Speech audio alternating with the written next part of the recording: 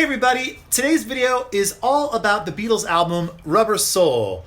Rubber Soul was released in 1965 and it is one of the Beatles' best albums in my opinion, and in a lot of the Beatles' opinion as well. It's just such a fantastic album. And like all of the earlier Beatle albums, it has a mono mix, which happens to be this one, and it has a stereo mix as well. And of course, it was released in the UK and in the US, and we'll be talking about the US version of Rubber Soul. But for this video, we're going to be generally talking about the UK version of Rubber Soul. Now, these are 10 facts that maybe you didn't know about the Beatles' Rubber Soul album. And as always, I have notes. So here we go. Fact number 1, the title of the album, Rubber Soul. So the title of the album, Rubber Soul, actually originated from the sessions for I'm Down. So the Beatles song I'm Down was recorded in 1965. Of course, I'm Down was the B-side to the Help single. And on Beatles Anthology 2, there's an outtake of I'm Down. And during that outtake, you can hear Paul saying, "Plastic Soul, man, plastic soul." And of course, Plastic Soul is very, very close to Rubber Soul. Now, Plastic Soul was something that Paul overheard, like a music journalist or somebody, or maybe even another musician or somebody. There's not a definite fact here if it was a musician or a journalist, but he heard somebody describing Mick Jagger of the Rolling Stones as sounding like Plastic Soul. So it was kind of a put down, right? Because he's saying that, yeah, he's soulful, but it's like plastic soul. It's not genuine. And that is how the title Rubber Soul originated, because they had Plastic Soul and they kind of morphed that into Rubber Soul. So that's how Rubber Soul got its name. So kind of a weird little twisty backstory. Now, another side note, there are a couple authors out there, Beatle authors, who claim that Rubber Soul is kind of a dig at the Rolling Stones, because of course Plastic Soul originated with someone saying that about Mick Jagger, and it was a dig at the Rolling Stones. But I kind of doubt the Rolling Stones even knew that at all, if that was true. And so I don't really believe that, to be honest with you. But that's how the title Rubber Soul came to be. Fact number 2. So as I earlier stated, there's a mono mix and a stereo mix. And there are, as always, differences in those mixes. And one of the biggest differences is that in the mono mix of Norwegian Wood, at 38 seconds into the song, you can hear a cough. Now, to me, it sounds like John coughing, but I don't know for sure who's coughing. But there's a definite cough in there. But what's interesting is on the stereo mix at 38 seconds, you cannot hear the cough at all. So it's only in the mono mix. So listen to the mono mix, Norwegian Wood, at 38 seconds and listen for that cough, because it's very, very prominent. Okay, fact number 3. So, speaking of actual mixes of the album, Rubber Soul, in fact, has 3 official mixes that have been released to this date. They are, of course, the mono mix, and that is, let me see, I think this is the mono mix. Yeah, this is the mono mix. This happens to be the 2014 mono remaster that I picked up. It sounds wonderful. But this is the mono mix, original mono mix. Then there is a 1965 stereo mix, which happens to be this one. So that's the second mix. Then in 1987, when the Beatles albums were being released on CD for the first time, when George Martin heard they were going to release Rubber Soul and Help on CD in stereo, he got really, really worried because he didn't like the original stereo mixes of Help and Rubber Soul. So he went back to the original 4-track and made a new stereo mix just for the CD. So Rubber Soul and Help, both those albums, they both have 3 mixes. So you have the original mono and the 1965 stereo, and then the 1987 stereo mix as well. So kind of unique amongst Beatle albums that it has 3 different mixes. And of course, fingers crossed, hopefully within the next couple of years, they will do a deluxe edition for Rubber Soul and do a new stereo remix like they did with Abbey Road, the White Album, and Sgt. Pepper that Giles Martin did. Hopefully he'll also do that with Rubber Soul. But We can only hope. Okay, fact number 4. So, there is one song the Beatles recorded during the Rubber Soul sessions that didn't make it onto the album and actually remained unreleased for a long, long time. And that song is an instrumental titled 12 Bar Original. And it sounds a lot like Booker T and the MGs, like a boring song that Booker T and the MGs would do. I gotta say, 12 Bar Original that the Beatles did, it's interesting to listen to, but it's very, very unoriginal. Probably one of the most unoriginal things the Beatles ever really committed to tape. And that's not to say that it's bad in any way. It just could be. It's almost could be like any band had recorded that song. But 12 Bar Original was recorded during the Rubber Soul sessions, and it didn't find release until the Beatles Anthology 2. And on Anthology 2, it's an edited version of 12 Bar Original, so it's not the full complete take. I think the full complete take goes over like 8 minutes long, or even like 6 minutes, something like that. But on Anthology 2, they shortened it down. But a lot of people have speculated that the Beatles recorded 12 Bar Original because they only had 13 songs recorded for the album, and they wanted to have 14 songs on the record, like all of their other albums, except for Hard Day's Night, which Hard Day's Night had 13 songs. But they wanted 14 songs on the album, so they recorded 12 Bar Original as just like a last-ditch effort to have something to put on the record. That is until they decided to go back to a song called Wait that they recorded during the Help sessions that they didn't actually release on Help. And they dusted off Wait, added some overdubs, and ended up putting that on Rubber Soul and didn't have to release 12 Bar Original. So, kind of interesting to think, though, of what 12 Bar Original would have sounded like on Rubber Soul and where it would have been placed on the album, and how they would have edited it down, because they would have had to have edited down 12 Bar Original a lot to make it, like around like the 3-minute mark, as opposed to like the 6-minute or even 8-minute mark that it originally was. So 12 Bar Original, weird song, but definitely check it out on Beatles Anthology 2 if you've never heard it. Okay, fact number 5. So the track You Won't See Me, which is the third track on the album, and it's a great, great Paul song, very Motown influenced. So You Won't See Me, it actually starts in a much faster tempo than it ends up at. So it slows down throughout the course of the song. And it's not really noticeable unless you know that it's happening. If you just listen to the song, off the top of your head and you weren't thinking about the tempo, the song sounds great. It works wonderfully. The groove is excellent. Fantastic bass playing, by the way, by Paul McCartney. But if you listen to it thinking about the tempo and tapping along in your head or tapping along to it, you can really tell that it does slow down throughout the song. And another interesting note is that You Won't See Me was recorded on the last day for the recording sessions of Rubber Soul. So some Beatle authors, like there's this book called Revolution in the Head by Phil McDonald, which is a great book, by the way. And he suggests that the Beatles were tired at this point recording You Won't See Me, and that's why the tempo kind of slows down. There are other theories, though, that I kind of go with more, and that one theory is that Paul is playing piano on the backing track for You Won't See Me, playing piano with Ringo, and Paul kind of slows down on the piano, and that's why the track slows down more so than that they were tired. So I kind of believe that more, that Paul's playing piano, and when you're playing piano, sometimes you tend to kind of slow down if you're doing a recording like that. So that seems like a more logical theory to me as to why You Won't See Me ends up slowing down. But next time you listen to You Won't See Me, pay attention to the tempo, because you will definitely hear that it slows down. Okay, fact number 6. So I was going to mention this, and I will do it now. Of course, like all of the Beatles albums, especially the earliest Beatles albums, they had releases in the U.S. as well, all over the world, of course. But in the U.S., they had their albums released by Capitol Records.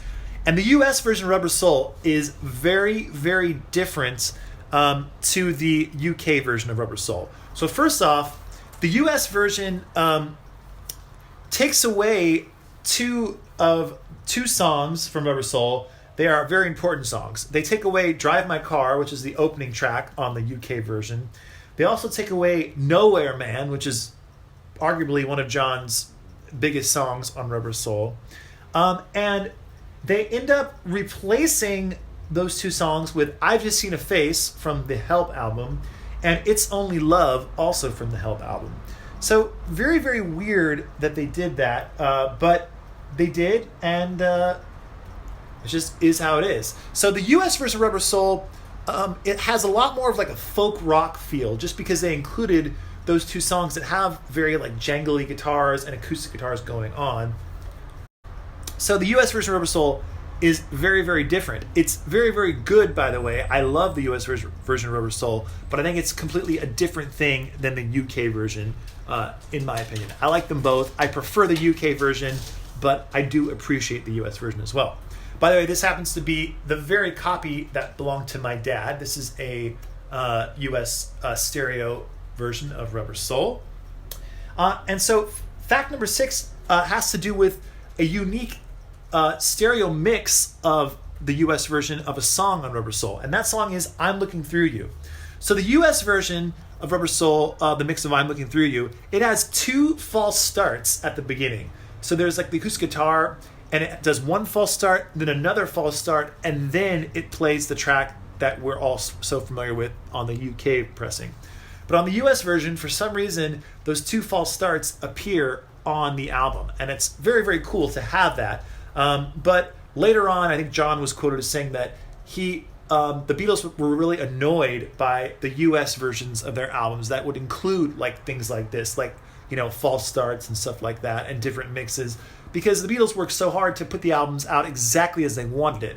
And to have it go out with like a false start, I mean, while that's cool to the fans, to the Beatles themselves who were trying to release this amazing piece of art, it was very disconcerting for them that they didn't have control over that. But the US stereo mix of I'm Looking Through You is cool because it has those false starts. So if you haven't heard that, definitely check it out, because the false starts, very, very cool. Okay, fact number 7, and actually I should still keep this out because, so famously, Brian Wilson of the Beach Boys was heavily influenced by Rubber Soul, and he would have been influenced by the US version of Rubber Soul because, of course, he is an American, and so he was in the US when Rubber Soul came out, and the US version of Rubber Soul is what he heard, and it just blew him away. He couldn't believe that every single song was just excellent, and they all seemed to kind of work together. And that went on to influence Brian Wilson to record and write Pet Sounds that the Beach Boys released. Pet Sounds, of course, is considered one of the best albums of all time, one of the most influential albums of all time. And it definitely influenced John and Paul especially. And it influenced them so much that when the Beatles went on to record Revolver, like songs like Here, There, and Everywhere. Here, There, and Everywhere was highly influenced by Pet Sounds, and especially the song God Only Knows. And then, of course, also famously, Paul said that Pet Sounds influenced the Beatles to make Sgt. Pepper, to make an album that was just as good as Pet Sounds, if not better. So it's interesting to note that Rubber Soul kind of got that ball rolling as far as it influenced Brian Wilson to then make Pet Sounds, which then influenced the Beatles to make Revolver and Sgt. Pepper. So Rubber Soul is just a very, very important album. Okay, so fact number 8, the cover photo. Very famous photo of the Beatles. And this photo was taken by Robert Freeman. Robert Freeman, we've talked about in these other videos. He shot a lot of the Beatles album covers, including With the Beatles, the Hard Day's Night cover, and Help, and Beatles for Sale, and he did Rubber Soul. Rubber Soul was the last photo album cover that he took for the Beatles. But this was shot at John Lennon's house in his garden, at his house in Weybridge, and it was shot on a really cold day, which is why they're all wearing these like turtlenecks and jackets. And there is an unedited version of the photo, which I will put up over here, that you can see. And of course, in that photo, it's not elongated like it is on this. And so the famous story, of course, is that when Robert Freeman was showing the Beatles the photos from this session, he was projecting them onto like a piece of cardboard that was about roughly the size of an album cover. He was projecting it on there, and the image that he projected on there was this image. And while he was projecting the image, the cardboard kind of slid down and had like a kind of like a bent effect, which then made the image kind of bend, and the Beatles loved it and asked him if he could reproduce that when he ended up printing the photo. And he did, and that's how you get this picture that ended up on Rubber Soul, which is just a very, very cool photo of the Beatles. In my opinion, this time period, 65, 66, the Beatles were absolutely at the peak of their coolness as far as their look and just their overall vibe. Very, very cool. So that's a little story about the album cover. Okay, fact number 9. So Rubber Soul also is the very first Beatles album that does not even have the band's name on the cover. So nowhere on this cover do you see the Beatles written anywhere. On the back, of course, it's right there. But pretty bold move for a band to do this in the 1960s, to not even have their name on the cover. Of course, by this point in the Beatles' career, everyone on planet Earth knew these 4 faces. They know this is the Beatles. So they didn't really need to have their name on the album cover. They would do this again for 3 other albums, including Revolver, Abbey Road, and Let It Be. Nowhere on those covers do you see the name The Beatles. And in fact, the White Album doesn't really even have the Beatles on there. It has the name embossed, of course, but it's not actually printed out. It's just embossed on the cover. So really, only the Beatles could get away with not having their name on the album cover. Okay, and the last fact number 10. This is about the song In My Life, which of course is an absolute Beatles classic, Lennon-McCartney classic, probably one of the best songs ever written. So In My Life is one of the few Lennon-McCartney songs that John and Paul disagree on who wrote what, as far as who wrote the most of the song or who didn't write or whatever. So John said that he wrote nearly all of In My Life, words and music, with Paul helping to write, quote, the middle 8. Now, the problem with that is there really isn't a middle 8 in the song In My Life, so to speak. So really, what John is referring to here, it's kind of unclear, because the Beatles had their own type of language when it came to music. So they would call almost anything in the song that wasn't the chorus or wasn't a verse, like a bridge or like a middle part, they would call it a middle 8. And what I heard is the reason they called things middle 8s is because when they would be playing in the clubs early on, they would hear other musicians refer to certain sections like, oh, that's the middle 8. But of course, when you're referring to a middle 8, you're referring to like the middle part of a song that has 8 bars. But the Beatles didn't really understand that the middle 8 meant 8 bars or whatever. So they would just call anything in the middle of a song, like a bridge or whatever, a middle 8. So anyway, but back to In My Life, John said that Paul helped write the middle 8. But it's unclear what the middle 8 that John is referring to is in My Life.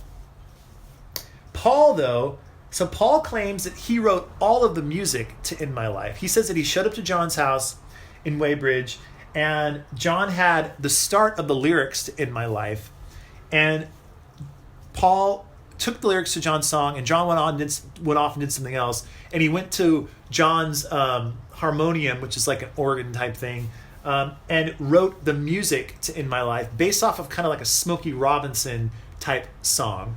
And he wrote all the music, brought it back to John. John loved it. And then Paul helped John finish up some of the lyrics.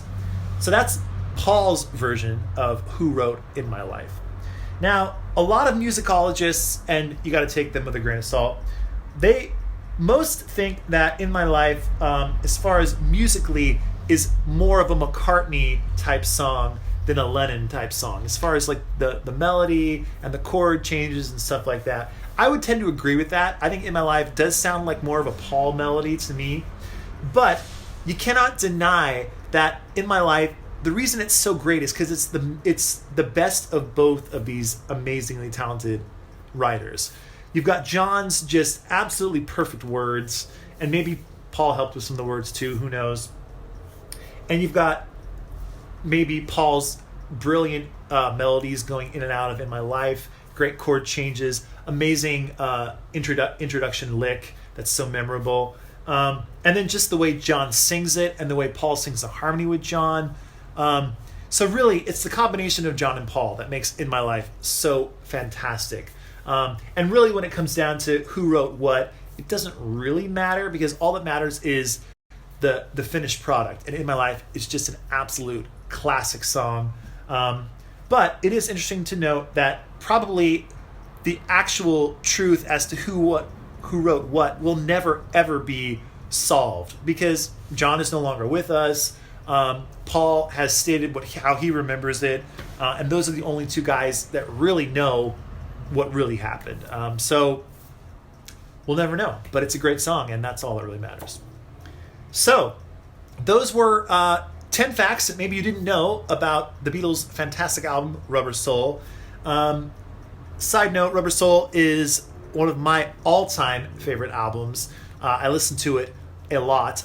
Probably, if I had to pick 3 albums by the Beatles I listen to the most, it would be Revolver, Rubber Soul, and Abbey Road. I listen to those pretty consistently, and I never get tired of them. I also listen to the White Album a lot as well, by the way. I listen to all the Beatles albums a lot, but those 3 I listen to quite a lot. So I just love it so much. Anyway, hope you enjoyed this video. Please let me know in the comments below if there are some facts that maybe I missed. Here's Bob, by the way. Some facts I might have missed, maybe some facts that I got wrong, or facts that you would like to add in the comments below, because I love reading all of your comments. And yeah, more videos coming, by the way. Also, I got to mention, if you are looking for some more videos to watch during this time that a lot of us are home and have a lot more free time, my band has a YouTube channel, so if you could go over there and check it out and maybe subscribe to it, that would be fantastic. My band's called Anchor and Bear, and you'll find a link down there below, and you can go over to that channel, check it out. We've been uploading a lot of videos. In fact, we did a cover of Paul McCartney's song Band on the Run. We did that in our living room with my wife and I, and we've been just doing a lot of videos lately because we have a lot more time, and it's fun to play music and try to be as creative as possible during this time. So head on over there, check out my band's YouTube channel. Also, check out my website, needlemeetsvinyl.com. Lots of records on there, lots of records that are going to be arriving on there in the next couple of days. So stay tuned. And that's it for now. So bye for now.